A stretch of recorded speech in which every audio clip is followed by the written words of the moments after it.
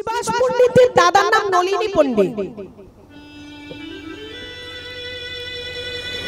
নলিনী পণ্ডিতে একদিন কি করেছে, ভাইয়ের কাছে এসে বলছে, ভাই আমার আর সংসার ধর্ম ভালো লাগে না।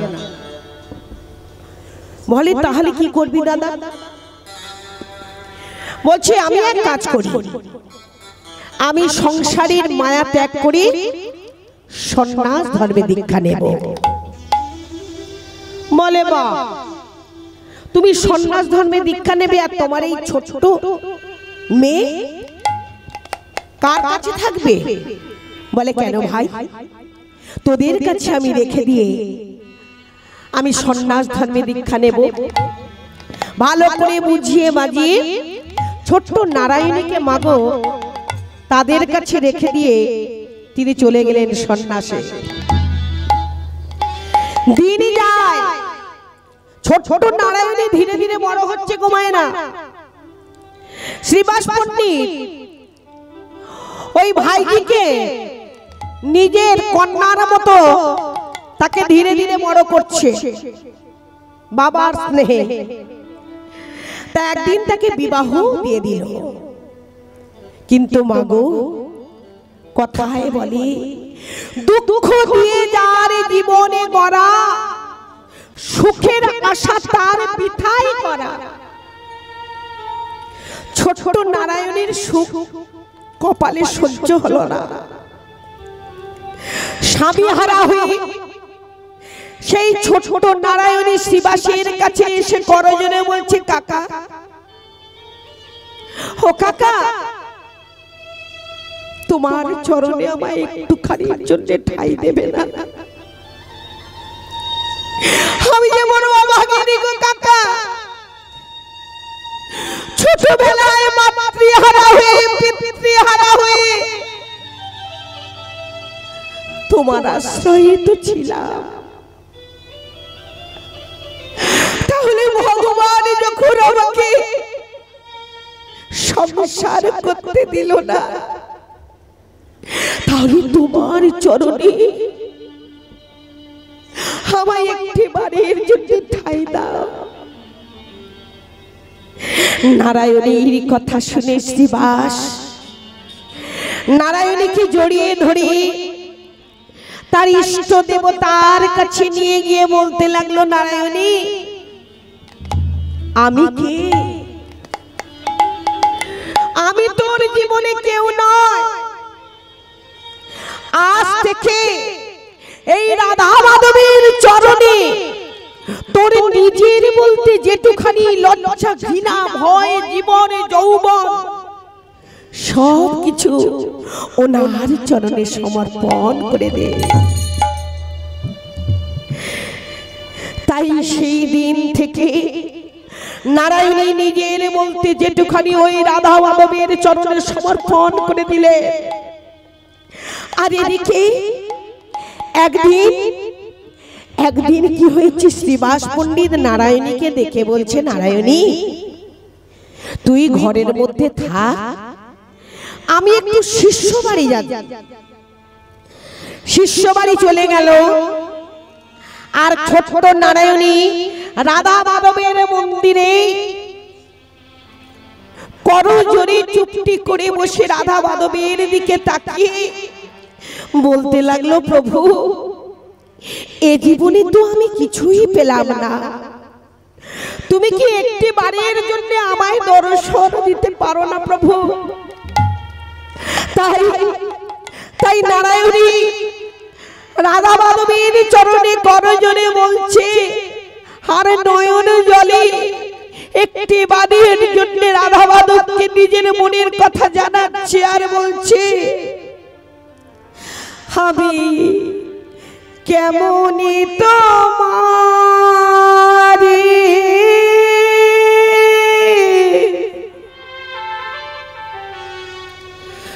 পাইব দেখা,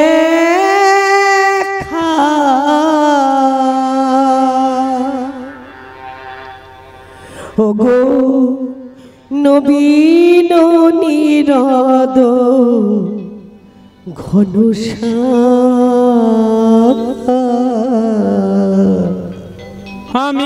কেমনে তোমারে পাইব দেখা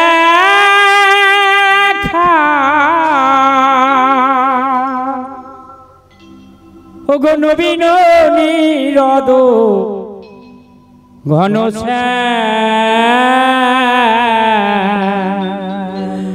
দাও দেখা মোরি ওহি দিন বন্ধু দাও দেখা মোরে ওগো দিন বন্ধু দাও দেখা মোরি ওহি দিন বন্ধু দাও দেখা মোরে ওগো দিন বন্ধু বাঞ্ছা পূর্ণ করু ওহি কৃপা সিন্ধু তুমি দাও দেখা মোরে ওগো দিন বন্ধু বাঞ্ছা পূর্ণ করো ওগো কৃপা সিন্ধু ভব ভয় হারি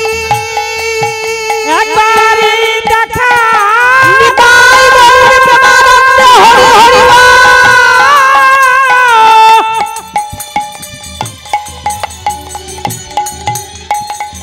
আগে মারে দেখা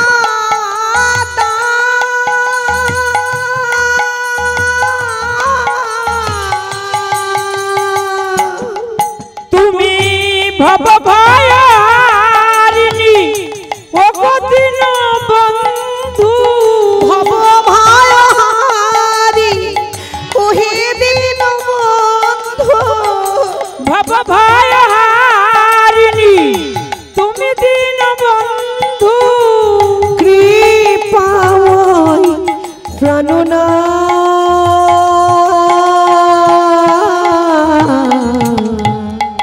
নবীন নীরদ ঘন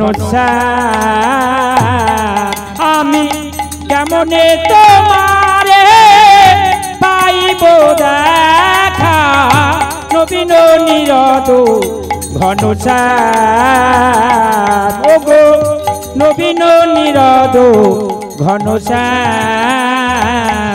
ওগো নবীন নীরদ ঘন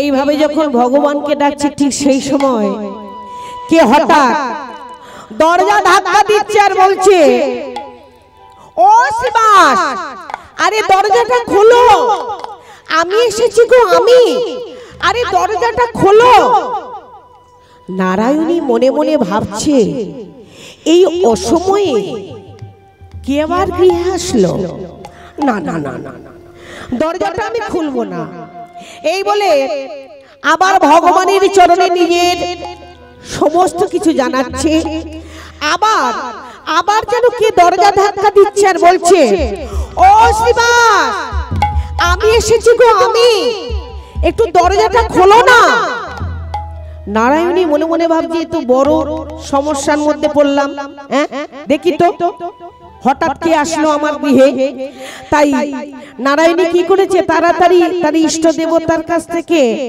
সরে গিয়ে এবার যেই না দরজাটা খুলেছে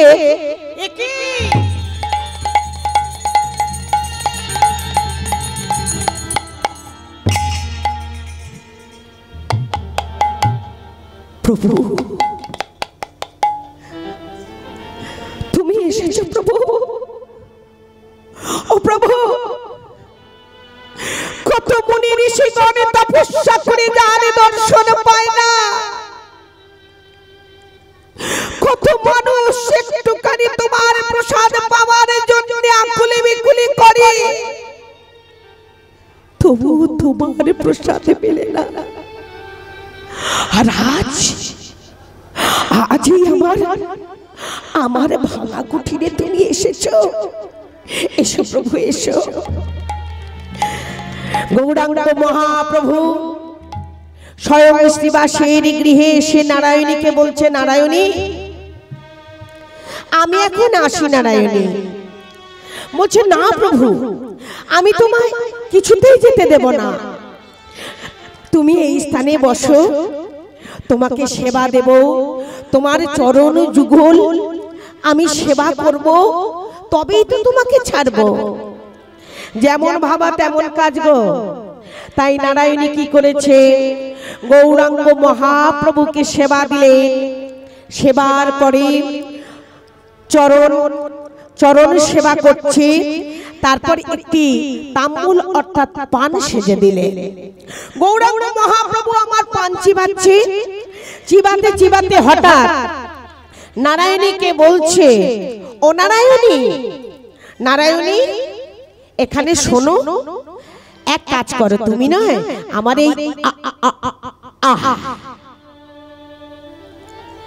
এই পানের ছিপড়াটা ওই দূরে পথের মধ্যে তুমি ফেলে দিয়ে এসো। গৌরাঙ্গ মহাপ্রভুর পানের ছিপড়াটা ভক্তি মনে নারায়ণী গ্রহণ করি পথের মধ্যে এদিক ওদিক তাকাচ্ছে আর মনে মনে ভাবছে, তাই তো আমি এই মহাপ্রসাদ পথের মধ্যে ফেলে দিয়ে যাব। আমি যদি এই পথের মধ্যে মহাপ্রসাদ ফেলে দিয়ে যাই, কত পশু পক্ষী মানব কীট পতঙ্গ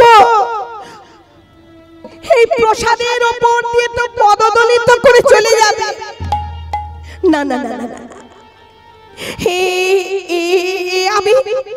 আমি সহ্য করতে পারবো না।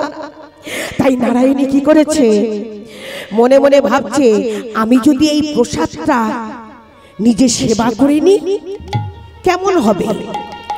তাই গৌরাঙ্গ মহাপ্রভুর ওই পানির ছিপড়াটা নারায়ণী ভক্তি বলে যেই না সেবা করে নিয়েছে, সঙ্গে সঙ্গে নারায়ণী যেন মনে হচ্ছে সর্বশরীর থরথর করে কাঁপছে, মাথাটা ঘুরছে, চারিদিকে বিদ্যুতের ঝলক দেখতে পাচ্ছে, আর চিৎকার করে বলছে, না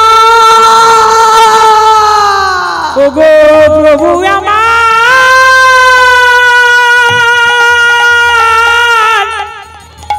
ওগো মহাপ্রভু, ওগো প্রভু,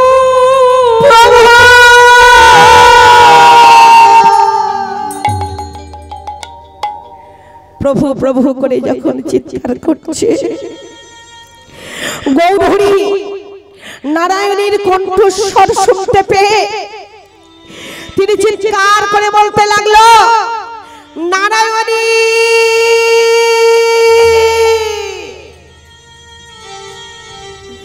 নারায়ণী,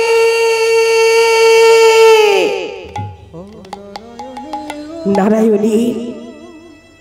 চৈতন্য ফিরে পেয়ে মনে মনে ভাবছি, তাই তো আমি এই পথের মধ্যে দাঁড়িয়ে এতক্ষণ ছিলাম, আমার মাথাটা কেমন যেন হয়ে গিয়েছিল। আবার নারায়ণী সেখান থেকে গিয়ে গৌরাঙ্গ মহাপ্রভুর আবার গিয়ে পদসেবা করছে। পদসেবা করতে করতে গৌরহরি হঠাৎ নারায়ণীকে বলছে, নারায়ণী এইবারে যে আমার যাবার সময় হয়ে গেল, আমাকে যেবার বিদায় দিতে হবে। তাই মাগো, যখনই গৌরাঙ্গ মহাপ্রভু চলে যেতে যাবেন, নারায়ণী গৌরাঙ্গ মহাপ্রভুকে দুটি যুগলে চরণ জড়িয়ে ধরে বলছে, প্রভু তুমি আমায় ছেড়ে চলে যাবে প্রভু? না না না না প্রভু, আমি তোমায় কিছুতেই ছাড়বো না। তাই দুটি যুগলে চরণে জড়িয়ে ধরে গৌরাঙ্গ মহাপ্রভুকে বলতে লাগলো, প্রভু গো তুমি যাইও না,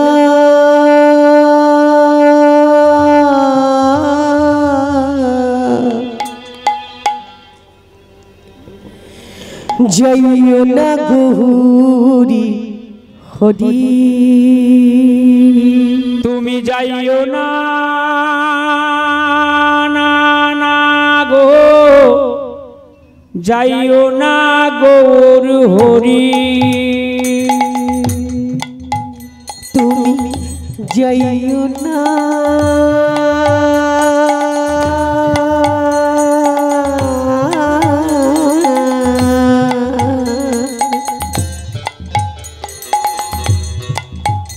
জানি হোনা গৌর হরি তুমি যাইও না গো যাই ও না গৌর হরি প্রভু গো তোমার চরণে ধরি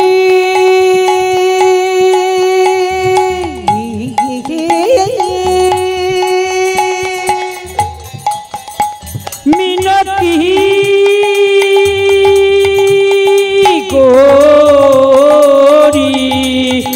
যাইও না গো যাই ও না গৌর হরি যাই ও না গৌর হরি যাই ও না গৌর হরি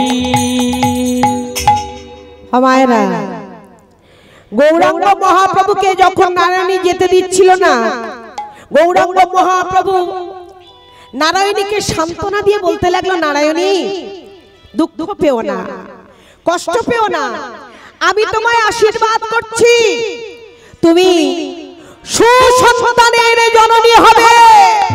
নারায়ণীকে যেই না আশীর্বাদ করেছে, নারায়ণী চিৎকার করে বলতে লাগলো, না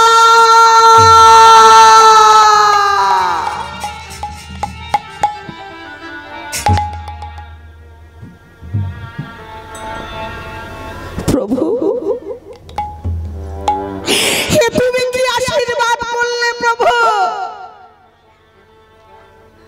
তুমি জানো না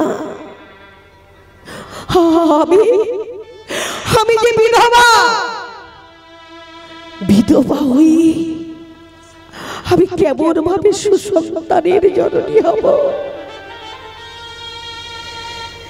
নারায়ণীকে আশীর্বাদ করে গৌরাঙ্গ মহাপ্রভু আমার চলে গেলেন। দিন যায়, মাস যায়, সমস্ত গ্রামবাসীরা সবাই বুঝতে পারলো যে নারায়ণী বিধবা হয়েও সন্তানের মা হতে চলেছে।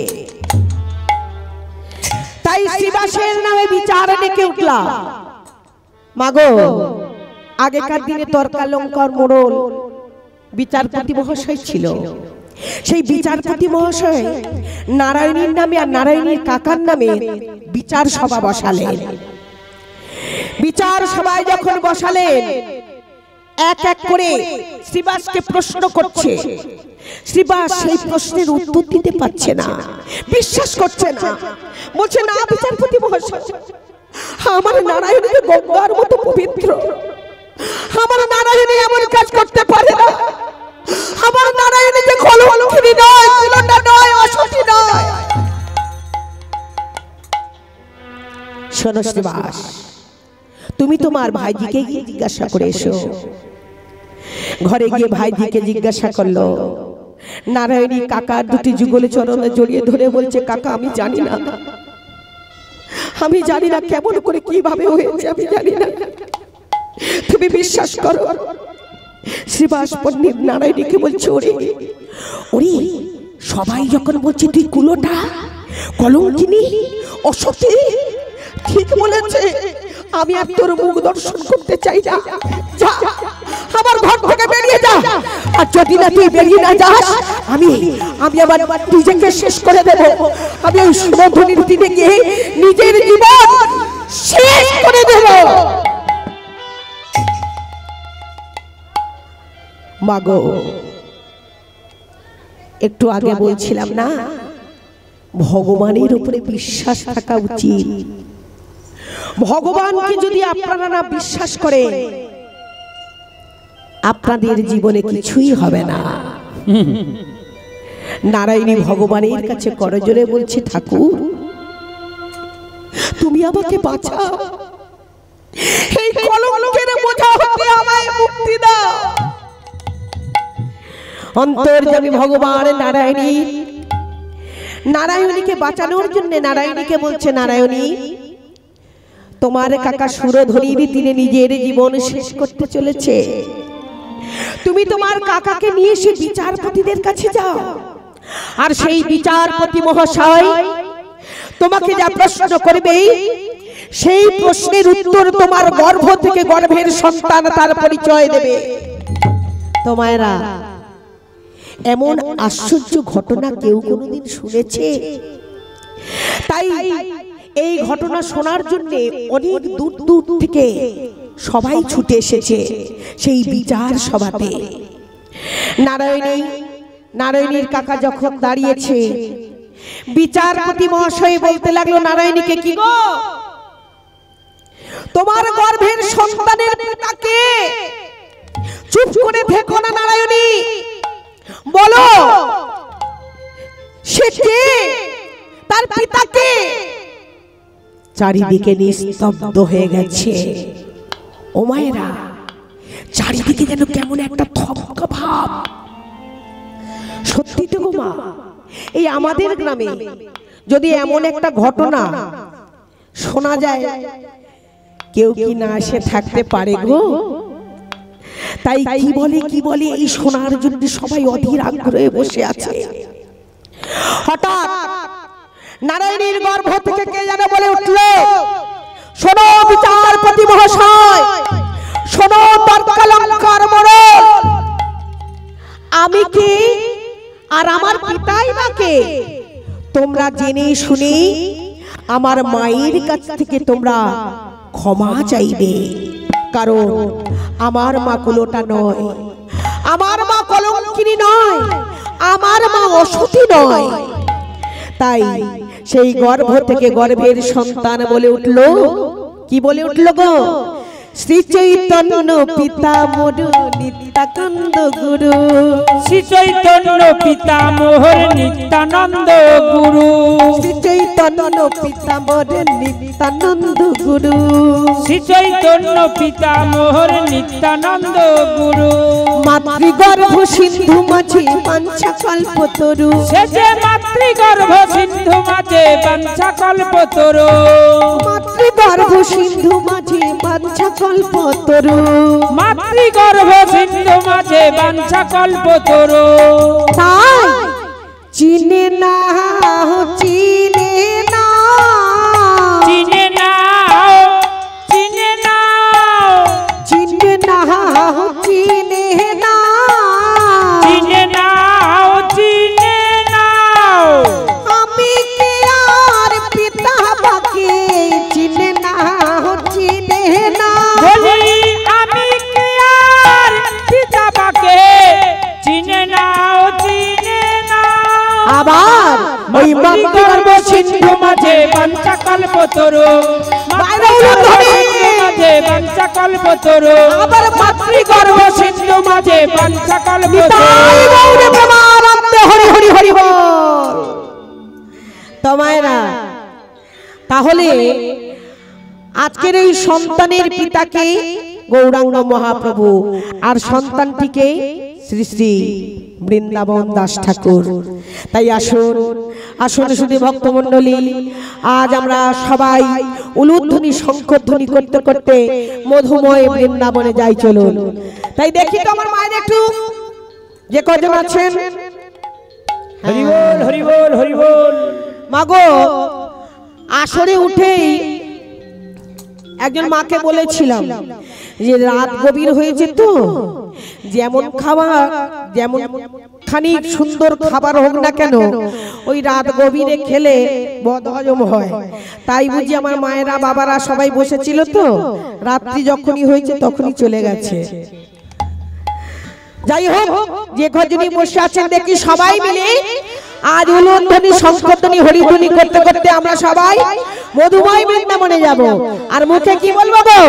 মুখে সবাই বলবো একবারে বলো বলো রাধে নাম, চলো বৃন্দাবন ধাম। সবাই হাতটা তালি দিয়ে রাধে রাধে রাধে নাম, চলো বৃন্দাবন ধাম।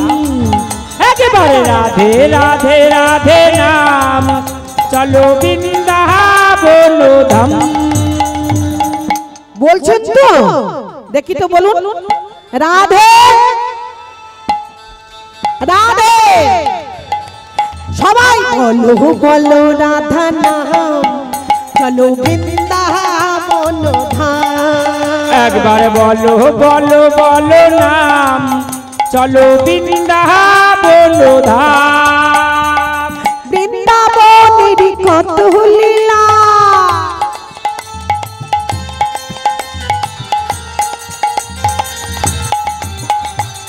বৃন্দাবনের কত লীলা দেখো সবাই শ্যামরা। একবার বলো বলো বলো নাম চলো বৃন্দাবন ধাম।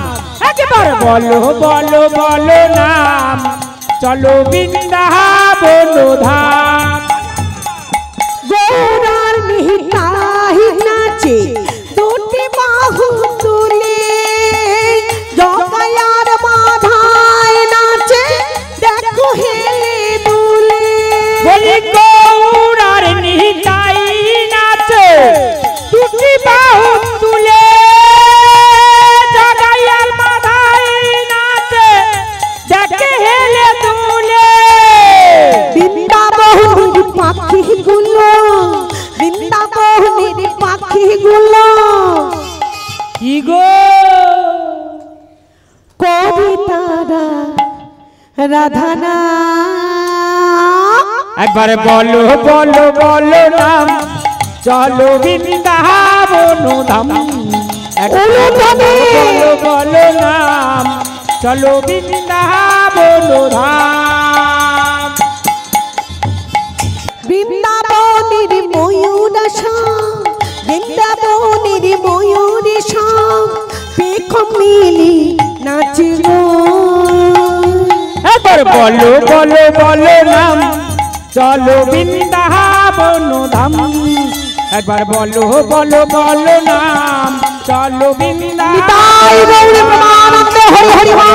বলো বলো নাম চলো বৃন্দাবন ধাম। চলো বৃন্দাবন ধাম।